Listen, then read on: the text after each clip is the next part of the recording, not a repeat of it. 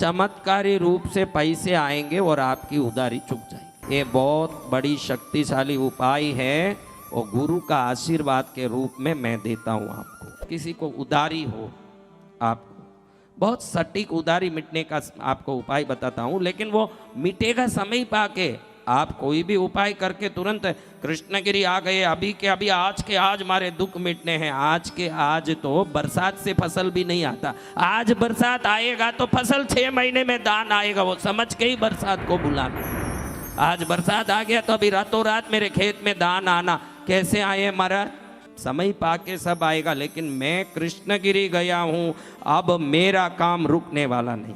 बस ये गारंटी है, मैं ही बोलूँ ना घड़ी घड़ी फटकार के भी बाद में तो यही बोलता हूँ कि काम नहीं रुकने वाला है, वो होके ही रहेगा। आप शांति से बैठ के भजन करो।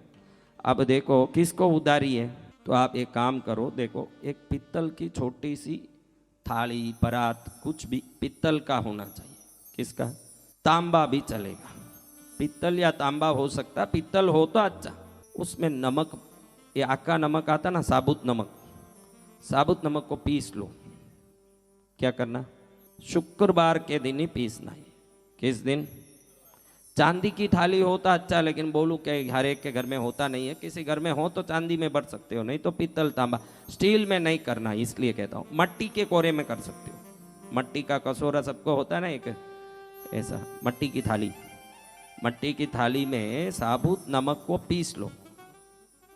साबुत नमक को पीस के उसमें भर दो, उस थाली में वो नमक। वो थाली जितना है देख लो, 1/4 किलो, 200 ग्राम, आधा किलो। आधा किलो नमक क्या होगा? 5 रुपया होगा क्या? साबुत नमक 1 किलो 10 रुपये, क्या आधा किलो? बड़ा अच्छा जो भी लगे भाई, आप उसको भर लो। भर के पहले अपने घर में देवताओं का धूप दीप कर दो। पहले थाली में ये भरना, देख लो, सुन लो अच्छे से। थाली में ये भर लिया नमक, फिर नमक को रख के देवताओं के घर में, कुल देवी हो जो भी हो आपके, उनको धूप दीप करो, वंदन कर लो पहले। फिर जितना कर्ज है वो आपको पता होगा, कर्ज कितना है? कितना है कर्ज?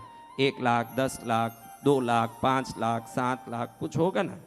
तो वो पूरा नंबर लिखो उसमें। अभी समझो 10,000 है तो 1 0 0 0 0 0 ऐसे लिखना। 7 लाख यानी 7 लिख के, लाख के कितने जीरो होते हैं ऐसे लिखना। लिख दिया, लिख के रख दो। वो देव पूजा की ना, उस जगह में वो थाली रख दो, समझा? और रात भर ऐसे ही रखे रहना चाहिए, उसको हिलना नहीं, कोई उसको इधर उधर नहीं हिलाना, वो सामने रख देना। फिर कृष्णगिरी वाली पद्मावती भैरव जी महाराज को वंदन करके, मेरा ये जो कर्ज है ये मिट जाना चाहिए, ऐसे प्रार्थना करो। आपको बता रहा हूँ भाई, ऐसे प्रार्थना करिए। वो थाली वहीं रखी रही। अगले दिन सुबह उस थाली को ऐसे रखो कि आप आगे जाके वापस पूजा कर सको। एकदम ऐसे रख दिया ना, वो हिलना नहीं, वो लिखा हुआ नंबर मिटना नहीं। अगले दिन वापस पूजा करो। क्या करना? कोई खास पूजा नहीं, छोटा सा दिया और धूप करो तो बस। आप जो रोज पूजा करते हो वैसे, विशेष कोई पूजा नहीं। एक पुष्प चढ़ाया, धूप दीप किया, आपकी मर्जी, नैवेद्य फल चढ़ाया, आप जो रोज पूजा करते हो वैसे करो। अगले दिन कर दिया, फिर ये थाली में नंबर लिखा हुआ वैसा ही है कि मिट गया, चेक करो। वैसा ही है तो इसको लेके किसी भी एक छोटी सी मटकी में भर दो, जितना ये नमक भर सके। अगर मिट गया तो वापस करना पड़ेगा आपको। ये नंबर ऐसा ही है, थोड़ा भी हिला नहीं, तो इसको एक मटकी में भर देना। आधा किलो की मटकी, 1 किलो की मटकी, जितना नमक डाला उस हिसाब से एक नई मटकी लाओ, उसमें भर दो।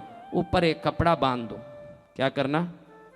कपड़ा बांध के इसको उस देवताओं के स्थान में पास में कहीं भी रख दो।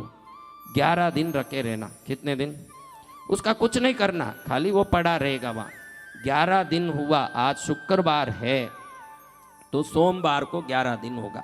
अभी आज बुधवार है तो शनिवार को 11 दिन होगा। 11 गिनना उस दिन से, जिस दिन रखा 11 गिना। 11 पूरा हुआ। आसपास में कोई बहता नदी हो तो ठीक, या जहाँ नदी है, जितना भी दूर है, जहाँ नदी बह रहा है, बहता नदी है, उधर जाओ। उधर जाके इस नदी में मेरा जैसे ये नमक बह के जा रहा है, मेरी उधारी भी इसके साथ बह जाए, ऐसे बोल के उसमें डाल के छोड़ दो। क्या करना? चमत्कारी रूप से पैसे आएंगे और आपकी उधारी चुक जाएगी। ये बहुत बड़ी शक्तिशाली उपाय है और गुरु का आशीर्वाद के रूप में मैं देता हूँ आपको।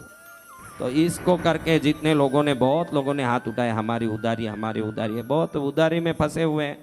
तो आप इस कर्म को शुक्रवार को ही करना है। किस दिन? पहले घर के कुल देवता, इष्ट देवता की पूजा करनी है।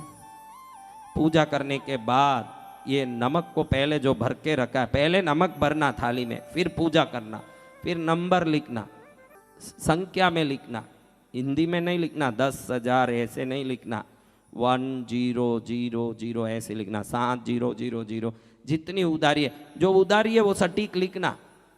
उधारी आपको पता है क्या कितना है? कई लोग ऐसे हैं खूब उधारी ले लें, उनको ही पता नहीं मेरी कितनी उधारी है। किसी से भी मांगने लगे, सुबह उठते ही वो उठा तो समझना आज किसी से लाने वाला है थोड़ा, ऐसे है ना, तो उनको पता नहीं कि अब कितनी उधारी है।